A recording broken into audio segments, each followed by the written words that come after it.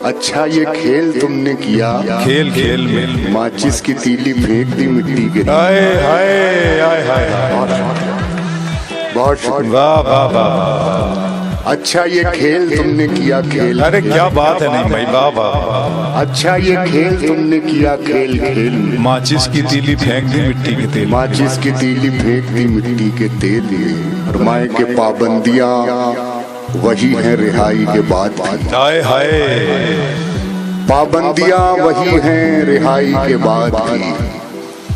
हम जेल से निकल के भी जैसे हो जेल। अरे वाह वाह। बढ़ती हुई मशीन गने पीछे हट गई। बढ़ती हुई मशीन गने पीछे हट गई। ताकत कहां से आ गई ऐसी गुलेल। हाय हाय, बढ़ती हुई मशीन गने पीछे। वाह वाह वाह। ताकत कहां से आ गई इतनी गुलेल। क्या कहने, क्या कहने। मतलब है कि चंद ख्वाबों के अता करके उजाले मुझको। चंद ख्वाबों के अता करके उजाले मुझको कर दिया वक्त ने दुनिया के हवाले। चंद ख्वाबों के अता करके उजाले मुझको कर दिया वक्त ने दुनिया के हवाले मुझको।